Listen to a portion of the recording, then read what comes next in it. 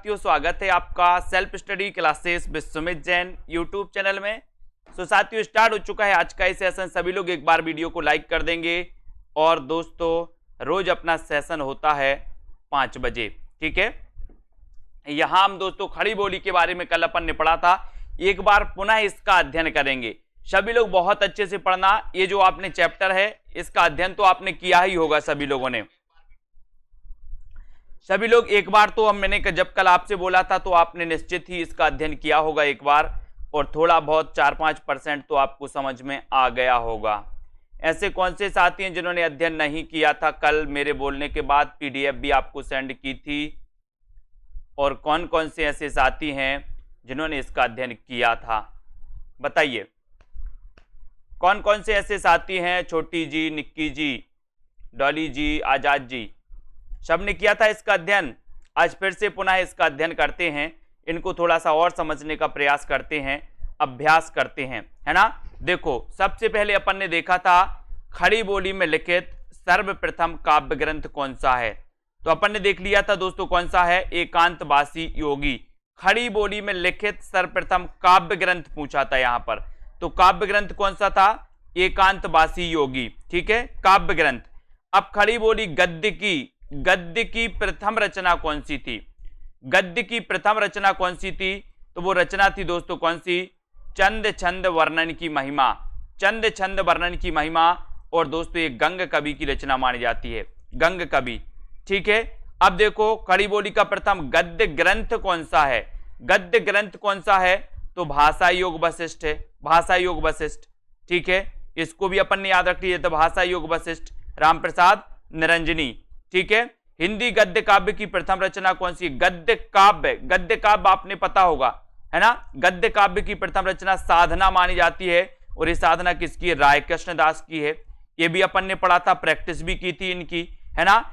खड़ी बोली में साहित्यक रूप का सर्वप्रथम प्रयोग किसने किया? साहित्यक रूप का सर्वप्रथम जो प्रयोग किया खड़ी बोली में, वो किया किसने? रामप्रसाद निरंजनी, रामप्रसाद निरंजनी ने। और दोस्तों इन्होंने किस में किया? भाषा योग वशिष्ठ में किया, ठीक है। अब देखो खड़ी बोली के प्रथम महाकवि कौन है? तो कौन है? अयोध्या से उपाध्याय हरिऔध, है ना। ये भी आपको याद रखना है। खड़ी बोली के प्रथम महाकवि आपसे पूछा गया, प्रथम कवि नहीं दोस्तों, कवि पूछा जाता तो क्या होता? अमीर खुसरो। लेकिन खड़ी बोली के प्रथम महाकवि पूछा गया, तो महाकवि तो कौन है?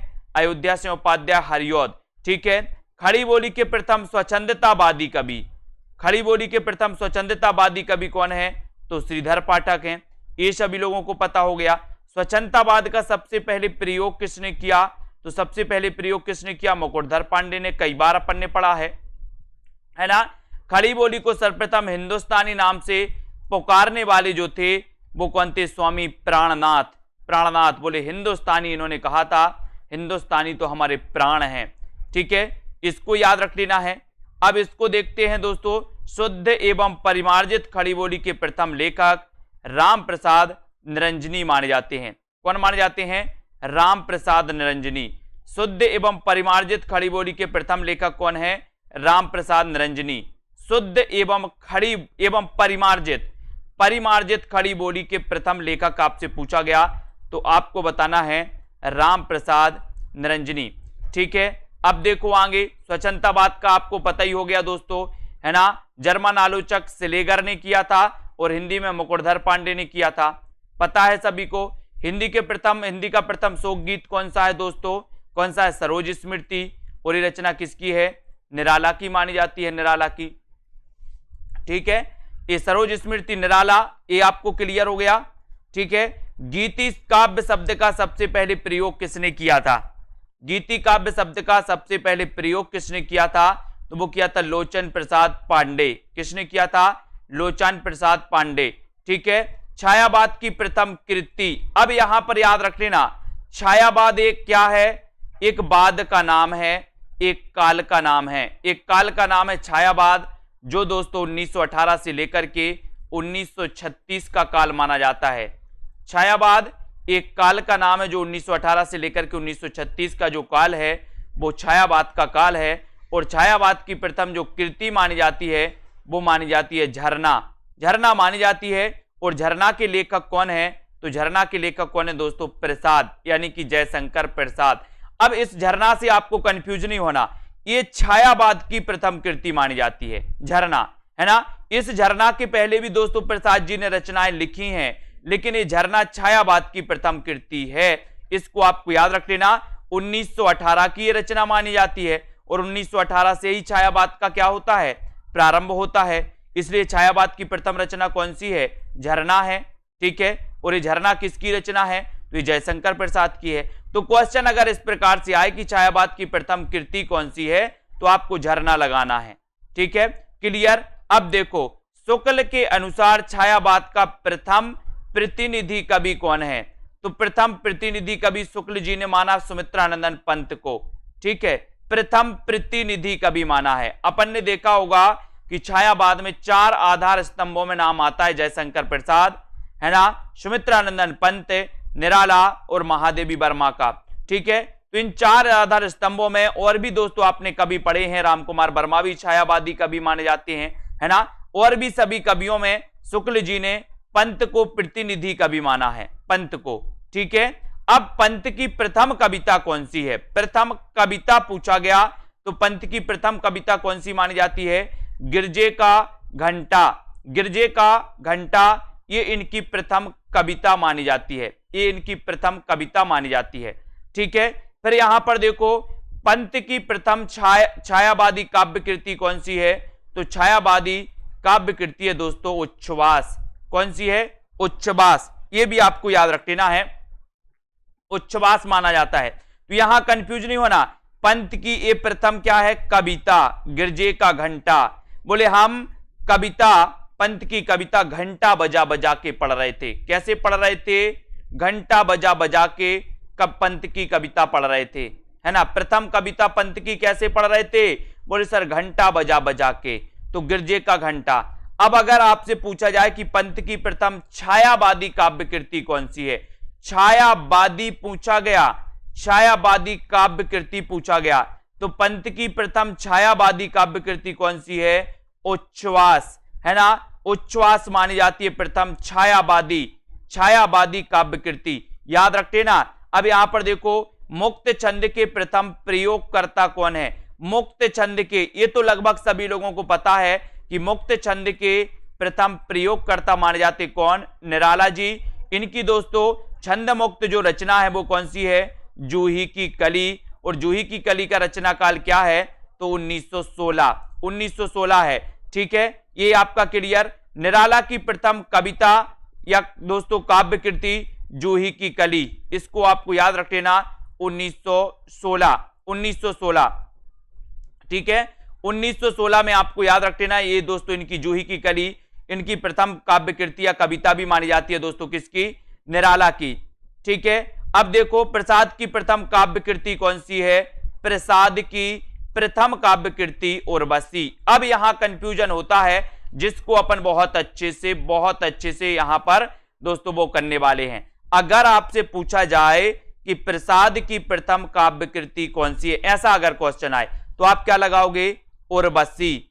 अगर आपसे पूछा जाए कि प्रसाद की दोस्तों प्रथम काव्य कृति कौन सी है, वो कौन सी है ना, वो कौन सी है दोस्तों? उर्वशी है, ठीक है। इनको अपन को याद रख लेना है। अगर आपसे पूछा जाए कि छायावाद की प्रथम काव्य कृति कौन सी है, तो आपको झरना लगाना है, झरना, यहां पर भूलना नहीं है। छायावाद की पूछी तो छायावाद की प्रथम काव्य कृति कौन सी है? झरना, है ना। प्रसाद भूल जाओ, यहां पर प्रसाद को भूल जाओ, बोले सर प्रसाद की मान के चलो इसको अपन भूल गए। केवल आपसे इतना पूछा गया कि छायावाद की प्रथम रचना कौन सी है, प्रथम कृति कौन सी है, तो आप क्या लगाओगे? झरना। क्या लगाओगे? झरना लगाओगे, ठीक है। इसको याद रख लेना। बोले अपन सर ये भूल गए कि ये प्रसाद की काव्य कृति है, बाद में अपन इसको याद करेंगे। केवल इतना अपन ने पढ़ा, आपसे क्वेश्चन पूछा कि छायावाद की प्रथम कृति कौन सी है, तो आपको नॉर्मल लगाना कि झरना है, बस, ठीक है। अब आपसे पूछा जाएगा कि प्रसाद की प्रथम काव्य कृति कौन सी है, तो आपको झरना से कोई लेना देना नहीं, आपका उत्तर हो जाएगा उर्वशी, है ना। बोले प्रसाद की कृति उर्वशी, प्रसाद की प्रथम कृति उर्वशी, उर मतलब होता है हृदय और बसी मतलब बसना, हृदय में बसी, है ना। प्रसाद की प्रथम काव्य कृति हृदय में बसी या उर्वशी, है ना। तो प्रसाद की प्रथम काव्य कृति कौन सी है? उर्वशी, ठीक है। 1909 इसका रचना काल माना जाता है। अगला देखते हैं, प्रसाद की खड़ी बोली में प्रकाशित पहली रचना, इनकी चित्र मानी जाती है दोस्तों, चित्र। खड़ी बोली में, अगर खड़ी बोली में पूछा जाए, खड़ी, है ना, तो खड़ी बोली में प्रकाशित पहली रचना कौन सी है? कौन सी है? चित्र, चित्र मानी जाती है। इसको आपको याद रख लेना है। और दोस्तों चित्राधार में कंफ्यूज नहीं होना, चित्र और चित्राधार में, चित्राधार अलग है, चित्र इनकी खड़ी बोली में प्रकाशित पहली रचना कौन सी है? बोले प्रसाद ने खड़े खड़े चित्र बना दिया, खड़े खड़े चित्र बना दिया। कौन ने? प्रसाद ने। प्रसाद ने खड़े खड़े चित्र बना दिया। तो खड़ी बोली में इनकी प्रथम रचना कौन सी है? तो चित्र मानी जाती है, चित्र। क्लियर? अब दोस्तों यहां पर ये चित्र हो गया खड़ी बोली में, है ना। अब आपसे पूछा जाएगा कि प्रसाद की खड़ी बोली कविताओं का पहला संग्रह कौन सा है? तो अपन ने कल पढ़ा था कानन कुसुम, कानन कुसुम, ये कविताओं का संग्रह है दोस्तों। कौन? कानन कुसुम। कौन सी कविताओं का? खड़ी बोली की कविताओं का, खड़ी बोली की कविताओं का दोस्तों पहला संग्रह कौन सा है? तो वो है कानन कुसुम, कानन कुसुम, है ना। ये आपको याद रख लेना। प्रसाद की खड़ी बोली कविताओं का पहला संग्रह कौन सा है? तो वो है कानन कुसुम, ठीक है। इनको थोड़ा सा और अपन को पढ़ना है। बोले कान में कुसुम, है ना, बोले खड़ी बोली की कविताओं के कान में कुसुम, खड़ी बोली की कविताओं के कान में कुसुम, तो कानन कुसुम, है ना। इसको याद रखना है। प्रसाद की प्रथम छायावादी काव्य कृति। अब दोस्तों यहां पर आते हैं, अब यहां पर आते हैं। पहले पूछा गया था, क्या पूछा गया था? पहले आपसे पूछा गया था कि छायावाद की प्रथम काव्य कृति कौन सी है? आपने लगा दिया झरना, ठीक है। फिर आपसे पूछा गया कि प्रसाद की प्रथम छायावादी काव्य कृति कौन सी है? तब भी आपको क्या लगाना? झरना। यानी कि दोनों क्वेश्चन का उत्तर एक ही होगा। अगर आपसे पूछा जाएगा कि छायावाद की प्रथम काव्य कृति कौन सी है, तो आप क्या लगाओगे? झरना। आपसे पूछा जाएगा प्रसाद की प्रथम छायावादी काव्य कृति कौन सी है, तो आप क्या लगाओगे? झरना, ठीक है। तो झरना देख लिया। बोले सर ऐसा कैसा झरना? और छायावाद में झरना, झरना, झरना, है ना, छायावाद और प्रसाद।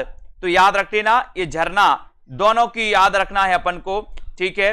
अब दोस्तों हम पढ़ते हैं, आगे पढ़ेंगे। प्रसाद की प्रथम छायावादी काव्य कृति कौन सी है? झरना। इसको आपने याद कर लिया। अब थोड़ा सा आगे बढ़ते हैं। प्रसाद की प्रथम छायावादी कविता पूछा गया है। अब यहां पर छायावादी कविता, है ना। तो छायावादी कविता कौन सी होती है दोस्तों? इनकी प्रथम प्रभात। यहां पर काव्य कृति पूछी गई थी, काव्य कृति पूछी गई थी, तो झरना। प्रथम छायावादी कविता पूछा गया, तो कविता दोस्तों आपको पता है, कविता इसमें प्रथम प्रभात, जो कि झरना में संकलित है दोस्तों। प्रथम प्रभात ये काय में संकलित है? झरना में संकलित है। इसको आपको याद रखना है ना। सभी लोगों को याद रख लेना है ना। इसको याद रखेंगे। अब इसको देखते हैं। हाँ, पहले ब्रजभाषा में, बाद में खड़ी बोली में, बिल्कुल सही है। तो इसको आपको याद रखना है कि प्रसाद की प्रथम छायावादी कविता कौन सी है? प्रथम प्रभात है। और ये काय में संकलित है? ये झरना में संकलित है, ठीक है। झरना में क्या है? संकलित है। क्लियर? यहां तक सभी लोगों को क्लियर है कि कोई डाउट से बताइए? ये झरना तक बताना है। झरना तक क्लियर है कि डाउट से? बताओ सभी लोग, यहां तक क्लियर?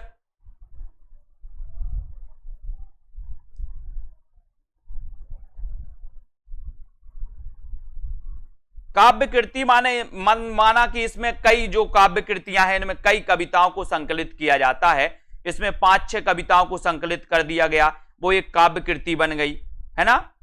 इस प्रकार से 8-10 कविताओं, 15 कविताएं ऐसी संकलित होती हैं अलग अलग प्रकार से।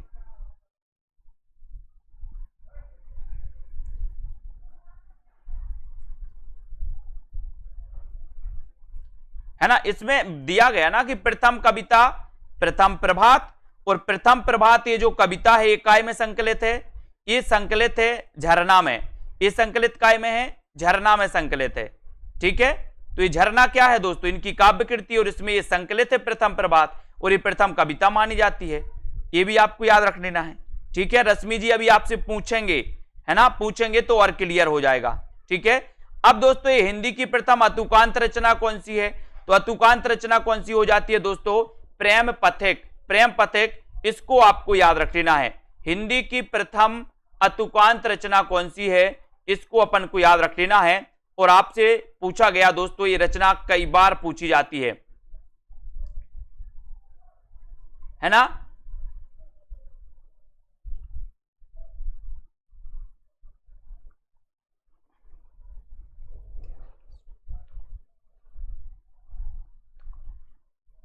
इसको आपको याद रख लेना दोस्तों, है ना। हिंदी की प्रथम अतुकांत रचना कौन सी है, आपसे पूछा जाएगा। जैसे अतुकांत है दोस्तों, तो अतुकांत से शब्द से ही स्पष्ट हो रहा है, अतुकांत मतलब जिसमें तुक ना मिलाई गई हो। आपने कविता में देखा होगा, कविता में आपने पढ़ा होगा कि तुक मिलाई जाती है। जैसे ऊपर बोला जाता आखिरी का शब्द होगा तो नीचे कुछ और उसकी तुक मिलाई जाती है। कविताओं में अधिकांश आपने देखा होगा, है ना। लेकिन इसमें कोई तुक नहीं मिलाई गई। किसमें, प्रेम पथिक में, इसमें तुक, है ना। और दोस्तों इसको याद रख लेना, है ना। तो प्रेम पथिक आपका हो गया कि सर हिंदी की प्रथम जो अतुकांत रचना है वो प्रेम पथिक है। और ये प्रसाद, बोले प्रेम का पथ, प्रेम के पथ का भी कोई तुक नहीं होता, है ना। इनमें कोई क्या नहीं होता दोस्तों, तुक नहीं होता। काव्य संग्रह ऐसा होता है, देखो काव्य कृति हो जाएगा कई कविताओं का संकलन एक काव्य कृति हो जाएगी, और कई काव्य कृतियों का संकलन एक काव्य संग्रह हो जाएगा। पहले आई कविताओं को हमने संकलित किया एक काव्य कृति में, और कई काव्य कृतियां मिलकर के एक काव्य संग्रह में संकलित होती हैं। नॉर्मल चीज है। कविता 4-5 कविताओं की एक काव्य कृति को बना दिया कि ये काव्य कृति हो गई। ठीक है, फिर काव्य कृति दोस्तों, काव्य कृतियां कई प्रकार की काव्य कृतियों को मिलाकर एक काव्य संग्रह बना दिया गया, है ना। तो ये अतुकांत आपसे पूछा गया कि हिंदी की प्रथम अतुकांत रचना कौन सी है, प्रेम पथिक है। और ये रचना किसकी है, प्रसाद की है। बोले सर प्रेम के पथ का कोई तुक नहीं होता, तुक नहीं होता, है ना। तो ये तुक लिख लेना। कालक्रम की दृष्टि से प्रसाद जी का पहला संग्रह कौन सा है, कालक्रम की दृष्टि से प्रसाद जी का पहला संग्रह कौन सा है, तो पहला संग्रह है चित्राधार। कौन सा है, चित्राधार 1918 ईस्वी। चित्राधार 1918 ईस्वी। इस प्रकार से अगर पूछा जाए कालक्रम की दृष्टि से प्रसाद जी का पहला संग्रह कौन सा है, तो पहला संग्रह है चित्राधार 1918। ठीक है, महादेवी का प्रथम काव्य संग्रह कौन सा है, तो काव्य संग्रह इनका निहार माना जाता है दोस्तों, निहार, है ना। निहार याद रख लेना, ये इनका काव्य संग्रह है 1930 ईस्वी। ठीक है, 1930 ईस्वी, ये आपका राइट आंसर हो जाएगा। प्रयोगवाद शब्द का सबसे पहले प्रयोग नंदलाल वाजपेयी ने किया। अज्ञेय का प्रथम काव्य संग्रह कौन सा है, तो भग्नदूत माना जाता है, भग्नदूत, ये भी आपका हो जाएगा। ठीक है, हिंदी की प्रथम दीर्घ कविता कौन सी है, तो दीर्घ कविता है दोस्तों परिवर्तन। और आपको पता है यहां दीर्घ की बात आई है, तो बोले सर परिवर्तन में दीर्घ समय लगता है। परिवर्तन में कैसा समय लगता है, लघु समय लगता है कि दीर्घ समय। आप लोग मान के चलो कि इस क्लास को रोज अटेंड कर रहे हो, अब कल से क्लास अटेंड नहीं करोगे तो कैसा लगेगा, आप अपने मन को नहीं समझा पाओगे, धीरे धीरे परिवर्तन लाओगे कि अब क्लास नहीं होती है, ऐसा ही ना। ऐसे अपन क्या रहे, बोले सर दीर्घ समय लगता है परिवर्तन में। आज अपने देश की परिवर्तन की अवस्था है तो तत्काल तो नहीं होगा, कैसे होगा, दीर्घ समय लगेगा बोले, है ना। तो यहां पर दीर्घ पूछा गया, दीर्घ कविता कौन सी है, तो अपन ने दीर्घ को पकड़ा और दीर्घ से पता चल गया, बोले सर परिवर्तन होता है दीर्घ, है ना। तो ये पंत जी की मानी जाती है, इसको अपन को याद रखना। हिंदी का प्रथम उपन्यास कौन सा है, तो वो उपन्यास है परीक्षा गुरु, लाला श्रीनिवास दास, लाला श्रीनिवास दास। अब सभी लोग तैयार हैं दोस्तों, मुझे नहीं लगता आपको 50% बहुत सारी चीजें क्लियर हो गई होंगी, 50%, है ना। एक बार पढ़ने से और 2 बार पढ़ने से, अब आप बताओ कि पढ़ने से क्या होता है। अब आप लोग खुद, आपको अंतर समझ में आ गया हो गया कि कल पढ़ने से और आज पढ़ने से कितना अंतर है, कितना अंतर है। इसलिए मैं बोलता हूं कि बार बार पढ़ो, और जितनी बार पढ़ोगे उतनी बार दोस्तों आपको परिवर्तन नजर आएगा, उतनी बार अच्छा लगेगा, उतनी बार अच्छे से समझ में आएगा, है ना। बहुत सारी चीजें, लगभग 50% चीजें आपको आज पूरी समझ में आ गई हैं, है ना। कुछ लोग जो लेट आए होंगे उनको नहीं आई होंगी, बाकी बहुत सारी लोगों को ये चीजें समझ में आ गई होंगी। ठीक है, अब थोड़ा सा पूछ लेते हैं आपसे, कितना याद हुआ है। बहुत सारी चीजें आपको याद होनी चाहिए दोस्तों, यही फोकस करता हूं मैं हमेशा कि याद होनी चाहिए। बाकी तो अपन पढ़ ही रहे हैं और अभी कोई एग्जाम भी अपने पास नहीं है, इसलिए सारी चीजें अपन बहुत अच्छे से पढ़ रहे हैं। अब आपको बताना है खड़ी बोली में लिखित सर्वप्रथम काव्य ग्रंथ कौन सा है। काव्य ग्रंथ कौन सा है, फटाफट से बताएं। खड़ी बोली में लिखित सर्वप्रथम काव्य ग्रंथ कौन सा है, फटाफट से आपको बताना है। खड़ी बोली में लिखित प्रथम काव्य ग्रंथ कौन सा माना जाता है, आपसे पूछेंगे, है ना। समय चाहे कितना भी लगे, लेकिन अपन को ये चीज आनी चाहिए। ठीक है, जल्दी जल्दी से बताओ फटाफट से, कौन बता रहा है।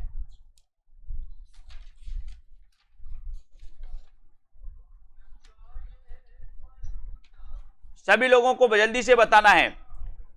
खड़ी बोली में लिखे सर्वप्रथम काव्य ग्रंथ कौन सा। काव्य ग्रंथ पूछा जाए, देखो बहुत सारी चीजें क्लियर होती हैं आज, आपको बहुत सारी चीजें क्लियर हो गई। कविता, है ना, काव्य कृति, काव्य संग्रह, इनमें आप बहुत कंफ्यूज होते थे, है ना।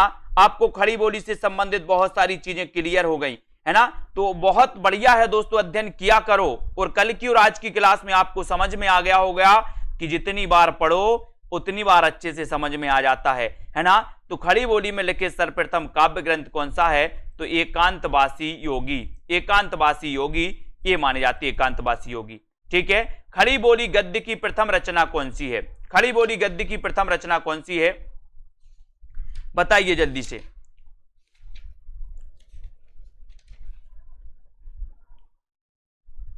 खड़ी बोली गद्य की प्रथम रचना कौन सी मानी जाती है। खड़ी बोली गद्य की प्रथम, खड़ी बोली गद्य की प्रथम रचना बताना है। खड़ी बोली गद्य की प्रथम रचना कौन सी है।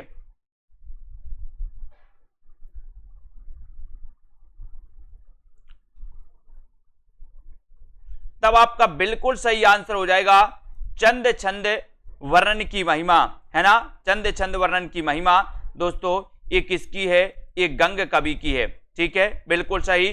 खड़ी बोली गद्य की प्रथम रचना चंद छंद वर्णन की महिमा हो जाएगा, है ना।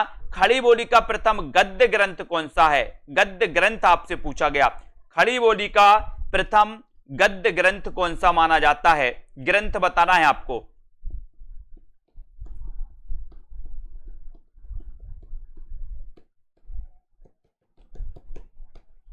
खड़ी बोली का प्रथम गद्य ग्रंथ कौन सा है।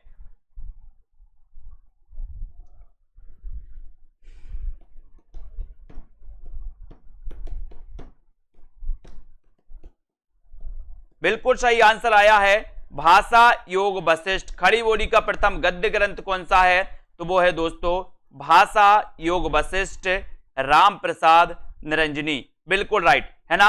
हिंदी गद्य काव्य की प्रथम रचना कौन सी है, हिंदी गद्य काव्य की प्रथम रचना कौन सी है, हिंदी गद्य काव्य की प्रथम रचना कौन सी है। अब यहां पर दोस्तों हिंदी गद्य खड़ी बोली का पूछा गया था, यहां पर, है ना।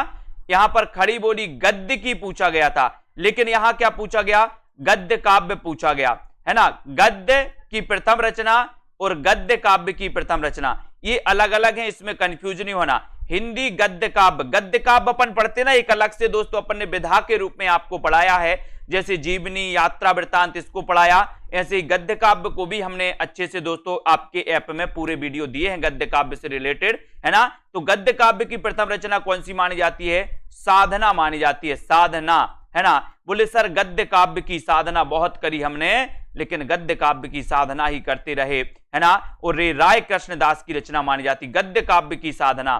कैसे याद करोगे अब, गद्य काव्य की साधना, बोले सर हमें भी गद्य काव्य की साधना करनी है ना, साधना करनी है तो साधना।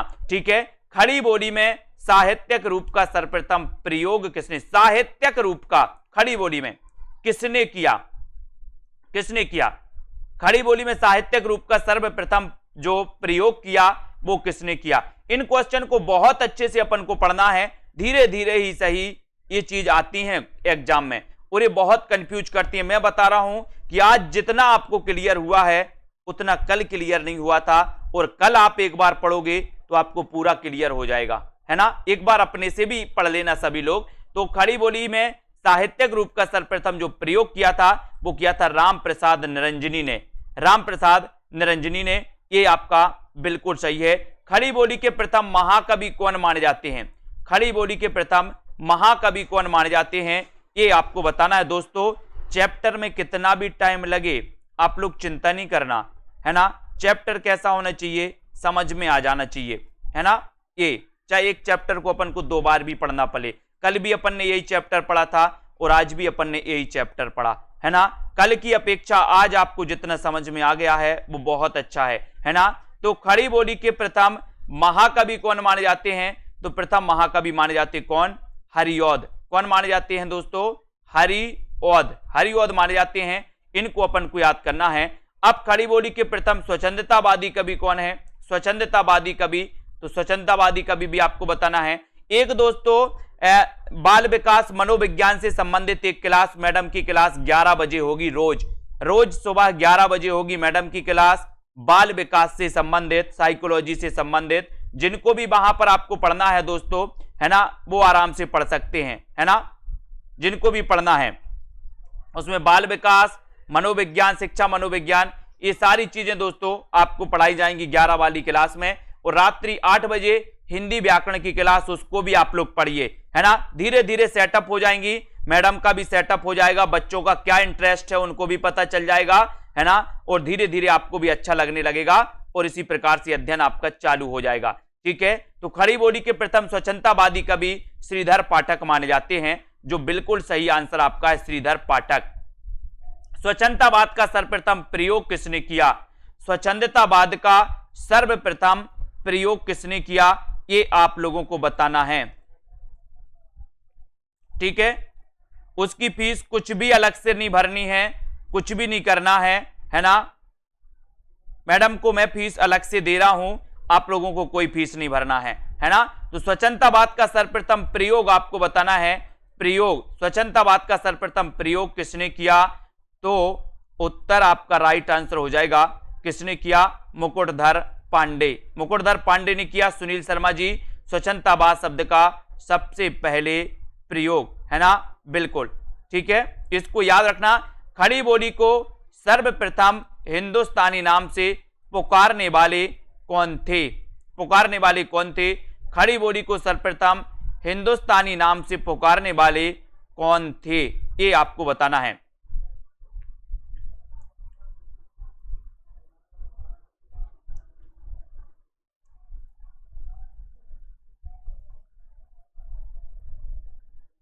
तो बिल्कुल सही आंसर आया है गणपत जी का, कि खड़ी बोली को सर्वप्रथम हिंदुस्तानी नाम से पुकारने वाले जो थे वो स्वामी प्राणनाथ थे।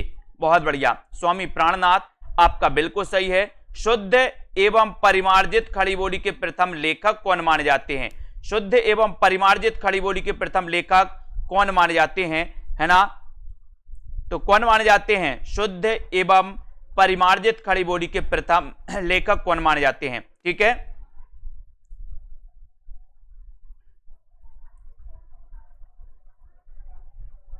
है ना, कविता जी आपको कम समझ में आ रहा है लग रहा है ना। शुद्ध एवं परिमार्जित खड़ी बोली के प्रथम लेखक स्वच्छंदतावाद शब्द का सर्वप्रथम प्रयोग किसने किया, तो वो किया है किसने, राम प्रसाद निरंजनी, राम प्रसाद निरंजनी ने किया है। आप स्पष्ट कर लो, देखो आप लोग पता नहीं कहां खोए रहते हो, कंफ्यूज।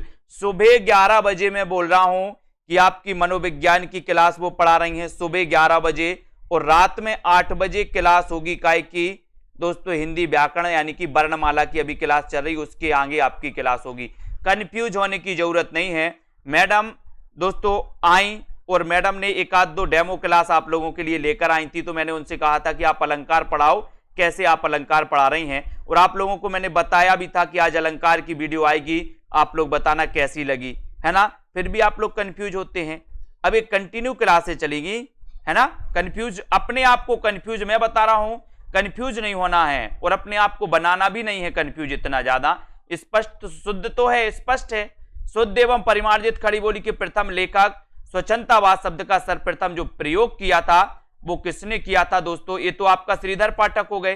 स्वच्छंदतावाद शब्द का ये तो मुकुटधर पांडे हो गए, है ना। शुद्ध एवं परिमार्जित खड़ी बोली का प्रथम प्रयोग जो हुआ था वो किसमें हुआ था? तो अपन ने पढ़ ही लिया है इसको, है ना। रामप्रसाद निरंजनी ने किया था भाषा युग वशिष्ठ में दोस्तों, है ना। ये भी अपना हो गया। हिंदी की प्रथम शोक गीत आपको बताना है, ये आपको बताना है, ठीक है। हिंदी की प्रथम शोक गीत आपको बताना है। हिंदी का प्रथम शोक गीत कौन सा है? शोक गीत बताएंगे। हिंदी का प्रथम शोक गीत बताना है। जिनको अच्छा लगे, देखो जिनको अच्छा लगे वो क्लास देखिए, जिनको अच्छा ना लगे, पसंद ना आए, वो क्लास ना देखें, है ना। जिनको पसंद ना आए तो उस क्लास को मत देखें, जिनको समझ में ना आए। अब उनको मैंने कई बार बोला है और आप लोग भी कमेंट में बोलेंगे कि हमें सर मैडम इस प्रकार से समझाओ, तो और उसमें सुधार भी होगा, है ना। तो जिनको अच्छा लगे वो पढ़ते जाओ, है ना। और बाकी तो मैं पढ़ा ही रहा हूं, जिनका मेरा अच्छा लगे तो मेरा भी पढ़ते जाओ, है ना। हिंदी की प्रथम शोक गीत सरोज स्मृति, सरोज स्मृति, ये आपका बिल्कुल सही हो जाएगा, सरोज स्मृति, ठीक है। इसको याद रखो। गीति काव्य शब्द का सर्वप्रथम प्रयोग किसने किया? गीति काव्य शब्द का सर्वप्रथम प्रयोग किसने किया? ये आपको बताना है।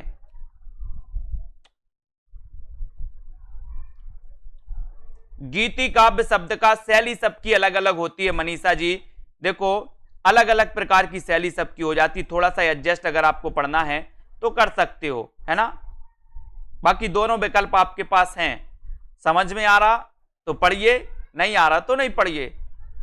प्रतिबद्धता है नहीं कि सर नहीं, सर ने बोल दिया तो अब पढ़ेंगे ही पढ़ेंगे, ऐसा कुछ नहीं है ना। तो गीति काव्य शब्द का सर्वप्रथम प्रयोग किसने किया? लोचन प्रसाद पांडे, लोचन प्रसाद पांडे, ये आपका बिल्कुल सही है। लोचन प्रसाद पांडे आपका बिल्कुल सही हो जाएगा, है ना, लोचन प्रसाद पांडे। अब यहां पर देखो छायावाद की प्रथम कृति कौन सी है? कृति कौन सी है ना। छायावाद की प्रथम कृति कौन सी है?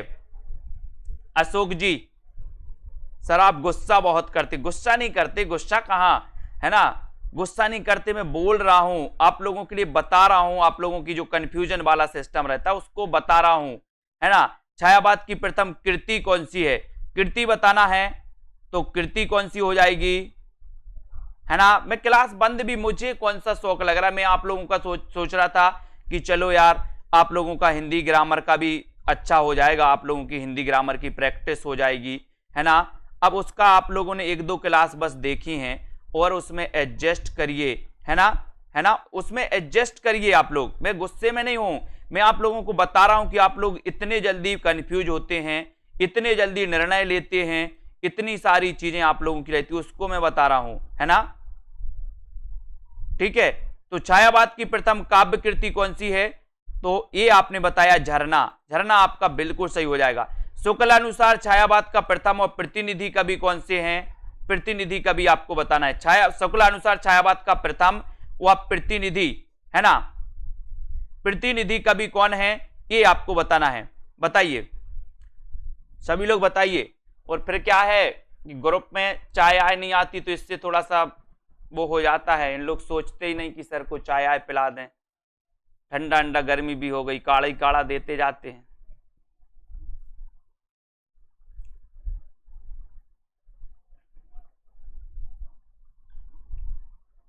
शुक्लानुसार छायावाद का प्रथम प्रतिनिधि कवि कौन है ये बताना है आपको। तो कौन माने जाते? पंत, पंत माने जाते, सुमित्रानंदन पंत, है ना। और पंत की प्रथम कविता कौन सी है? पंत की प्रथम कविता कौन सी है? पंत की प्रथम कविता आपको बताना है पूजा जी। पंत की प्रथम कविता कौन सी मानी जाती है? तो हाँ, वो मानी जाती है कौन सी? वो मानी जाती है दोस्तों, पंत की कविता मानी जाती है गिरजे का घंटा। गिरजे का घंटा, ये आपका बिल्कुल सही है, गिरजे का घंटा। ठीक है, पंत की प्रथम छायावादी काव्य कृति, छायावादी पूछा गया आपसे, छायावादी काव्य कृति कौन सी है पूजा जी? बोले सर लीजिए चाय, है ना। तो ये आपको छायावादी काव्य कृति बताना है, कौन सी है छायावादी काव्य कृति?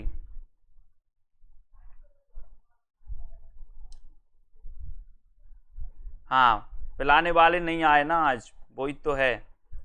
यही पंत की प्रथम छायावादी काव्य कृति आपको बताना है, तो वो है उच्छ्वास, है ना, उच्छ्वास। उच्छ्वास मानी जाती है ये काव्य कृति, उच्छ्वास। ठीक है, अब देखो मुक्त छंद के प्रथम प्रयोगकर्ता कौन है? मुक्त छंद के प्रथम प्रयोगकर्ता कौन माने जाते हैं? बताइए सभी लोग, मुक्त छंद के प्रथम प्रयोगकर्ता कौन माने जाते हैं? ये आप लोगों को बताना है।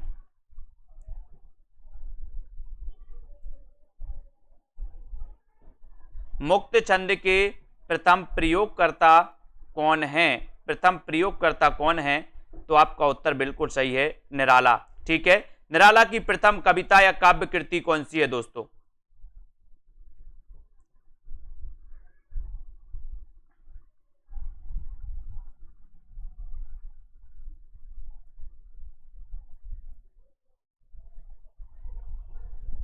ठीक है कविता जी, गुड। निराला की प्रथम बताना है दोस्तों आपको, और इनकी मानी जाती है कौन सी? जूही की कली, जूही की कली मानी जाती है, जूही की कली। ठीक है, इसको भी अपन को याद रख लेना है, जूही की कली। प्रसाद की प्रथम काव्य कृति कौन सी है? काव्य कृति, प्रसाद की प्रथम काव्य कृति कौन सी मानी जाती है?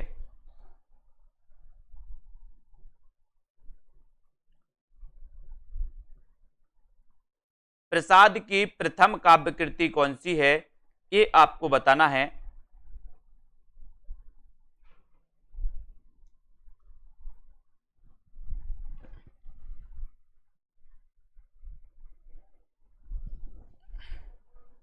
प्रसाद की प्रथम काव्य कृति, तो प्रसाद की प्रथम काव्य कृति पूछी गई तो आपको बताना है उर्वशी। कौन सी है? उर्वशी, बिल्कुल सही आंसर, है ना। उर्वशी ये प्रथम काव्य कृति है प्रसाद जी की। अब देखो यहां पर प्रसाद की खड़ी बोली में प्रकाशित पहली रचना कौन सी है? खड़ी बोली में प्रकाशित पहली रचना कौन सी है प्रसाद जी की?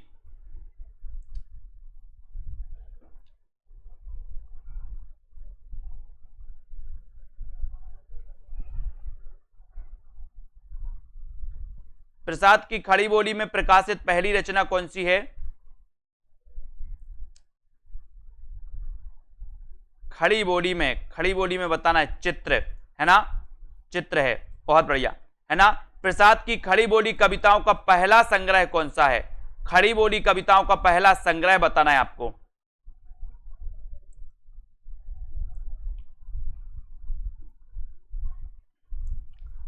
बहुत बढ़िया, प्रसाद की खड़ी बोली कविताओं का पहला जो संग्रह है, संग्रह आपसे पूछा गया है, खड़ी बोली कविताओं का पहला संग्रह कानन कुसुम, है ना।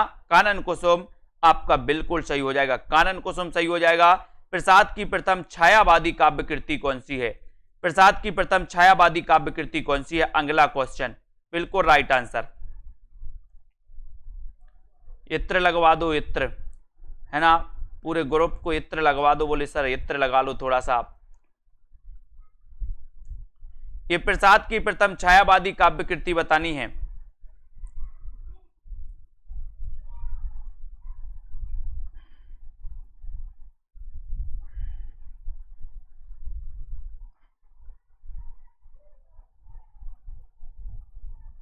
तो आपको पता ही है, बोले सर छायावाद की प्रथम काव्य कृति भी झरना है, और प्रसाद की प्रथम छायावादी काव्य कृति भी कौन सी है? झरना है ना। दोनों का एक ही उत्तर है, झरना, झरना है। ठीक है, बिल्कुल सही। प्रसाद की प्रथम छायावादी कविता कौन सी है ना। तो छायावादी कविता पूछा गया आपसे, कविता, तो छायावादी कविता कौन सी मानी जाती है प्रसाद की?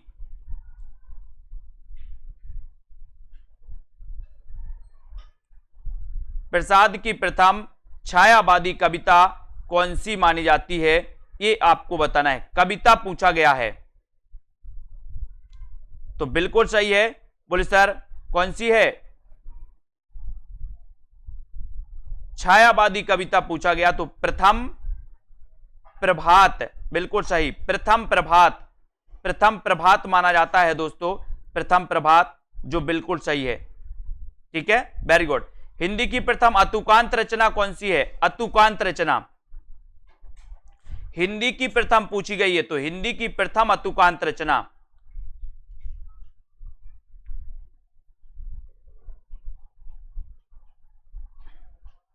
हाँ, उत्तर से ज्यादा प्रश्न ही रटना पड़ेगा, बिल्कुल। तो हिंदी की प्रथम अतुकांत रचना कौन सी है? और अतुकांत रचना आपने बताई है कौन सी? प्रेम पथिक, बिल्कुल राइट आंसर, प्रेम पथिक ये अतुकांत रचना मानी जाती है। कालक्रम की दृष्टि से प्रसाद जी का पहला संग्रह कौन सा है? कालक्रम की दृष्टि से प्रसाद जी का पहला संग्रह कौन सा है दोस्तों? पहला संग्रह आपको बताना है, कालक्रम की दृष्टि से पहला संग्रह कौन सा माना जाता है प्रसाद जी का? उत्तर ईमानदारी से आ रहा है ना? नकल अकल तो नहीं कर रहे आप लोग? नहीं तो बोले सर अब तो चाय पिला दी है सर को, माइंड ठीक हो गया, नकल करते जाओ। कालक्रम की दृष्टि से प्रसाद जी का पहला जो संग्रह है वो है चित्राधार। कौन सा है? चित्राधार। ठीक है, चित्राधार माना जाता है। महादेवी का प्रथम काव्य संग्रह कौन सा है? महादेवी वर्मा का प्रथम काव्य संग्रह कौन सा है? महादेवी का प्रथम काव्य संग्रह कौन सा है?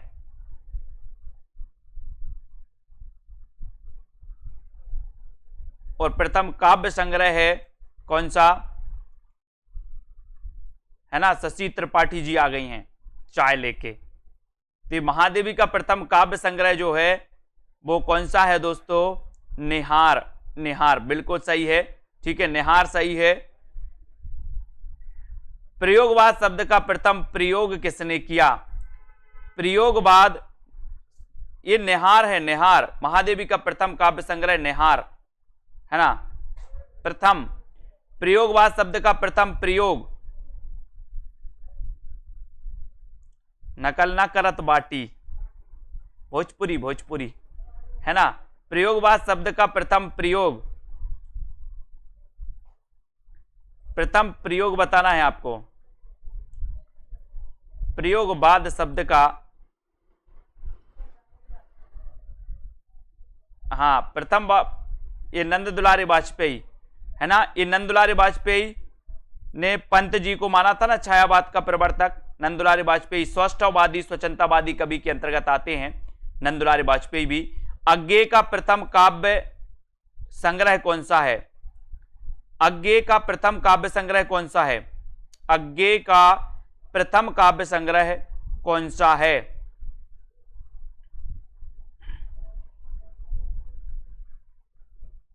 हाँ, बिहार से हैं कविता जी, बिल्कुल। भोजपुरी फिल्में मैं बहुत देखता हूं, निरहुआ, हिंदुस्तानी कई बार देखी मैंने। अज्ञेय का प्रथम काव्य संग्रह कौन सा है? काव्य संग्रह माना जाता है अज्ञेय का कौन सा? भग्नदूत। भग्नदूत माना जाता है, भग्नदूत है ना। हिंदी की प्रथम दीर्घ कविता कौन सी है? दीर्घ कविता निरहुआ, रिक्शा वाला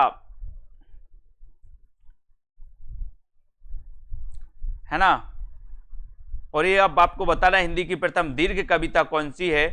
और दीर्घ कविता है दोस्तों कौन सी? परिवर्तन। कौन सी है? परिवर्तन। और परिवर्तन दोस्तों ये किसकी है? पंत जी की है, पंत की। ठीक है, पंत जी की है, वेरी गुड।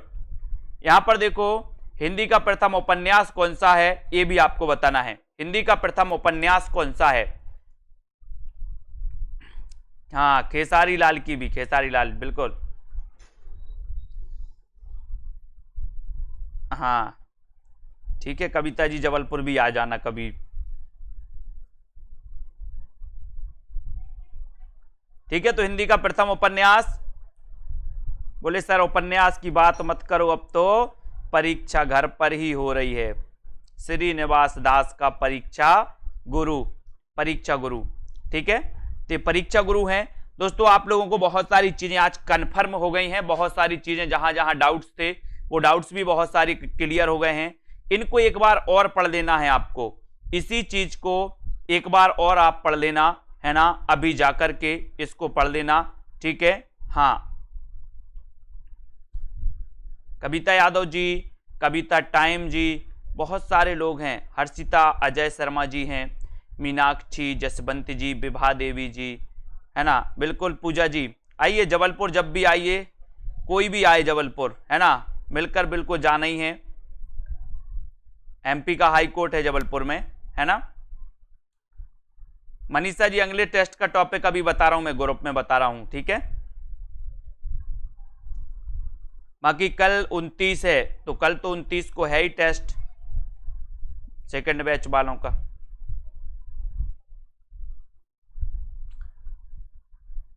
अच्छा, हवाबाग से बीएड की है, स्टडी वर्ड्स हवाबाग, वेरी गुड। हाँ, रिवीजन जरूर करना है, बिल्कुल। फर्स्ट टेस्ट का बैच अभी ग्रुप में बता रहा हूं मैं, है ना। रीनू जी, नहीं सब लोग आएंगे, सब लोग आएंगे। दीपिका जी, सब आएंगे, सब लोग जिनको जो भी आए, है ना।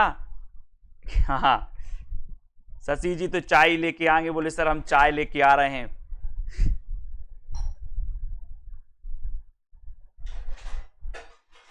अभी मैं बता दूंगा, ठीक है। पर्थ जी, अभिलाषा रावत जी, दीक्षा यादव जी, रोमा जी, है ना। इनको अपन को एक बार और पढ़ना है, इनको पढ़ना है, बिल्कुल, ठीक है। विश्वास जी, लवली जी, ज्वाइनिंग लेटर लेकर आएंगे, बहुत बढ़िया। Divya ji, thank you. सभी लोगों को ज्वाइनिंग लेटर जरूर मिले। रोमा जी, पाल गोविंद जी, आजाद जी, टेस्ट में बता दे रहा हूं, अभी ग्रुप में बता दे रहा हूं। अमृतपाल जी, संदीप जी, संगीता जी, संगीता जी ऑब्जेक्टिव वाला तो है ना, ऐप पर जाके करिए उसको, है ना। रजनी जी जबलपुर में रही हैं, बहुत बढ़िया। पूजा जी, कोरोना में नहीं बुलाएंगे, कोरोना में नहीं आना किसी को घर से, अभी तो लॉकडाउन है ना, वैसे भी नहीं आ सकते, ठीक है। हरजेश जी उत्तर प्रदेश से हैं, एमपी का निवास प्रमाण पत्र नहीं है, मैं एमपी टेट का फॉर्म भरा हूं। हाँ, शामिल तो हो सकते हैं, बिल्कुल शामिल हो सकते, क्यों नहीं हो सकते, शामिल हो सकते हैं। मुकनद जी, कविता जी, हाँ, मिठाई लेके आएंगी रश्मि जी। पूजा स्टडी वर्ड्स जी, रश्मि सिंह जी, शिल्पा मौर्य जी, बिल्कुल बिल्कुल। तो अध्ययन कर लेना, इसको एक बार और पढ़ लेना, ठीक है। इस चीज को थोड़ी सी कठिन है, कठिन नहीं है, मतलब ये डाउट्स हैं इसमें, अलग अलग प्रकार से जो एक से क्वेश्चन है ना, उनमें थोड़ा सा डाउट हो जाते हैं, ठीक है। कृष्णा मिश्रा जी, प्रवीण ओझा जी, शिल्पा पूनम वर्मा जी, ठीक है, बहुत बढ़िया। सभी लोगों को धन्यवाद, और इसी प्रकार से अध्ययन करते रहें, अपने साथियों का मार्गदर्शन करते रहें, जो भी नए स्टूडेंट आ रहे हैं या जिनको कोई जानकारी नहीं होती है, उनको जानकारी ग्रुप में जरूर देते रहें सभी लोग, है ना, ठीक है। मोहित जी, अर्शदीप, प्रवीण जी, रीना जी, कमला जी, रोमा, रजनी, सुमन जी मिश्रा, बिल्कुल लखनऊ से, ठीक है। पर्थ जी, ठीक है, धन्यवाद सभी को। पंकज जी, बिल्कुल। संगीता जी, करते रहिए, बिल्कुल। रचना जी, धन्यवाद सभी को। जय हिंद।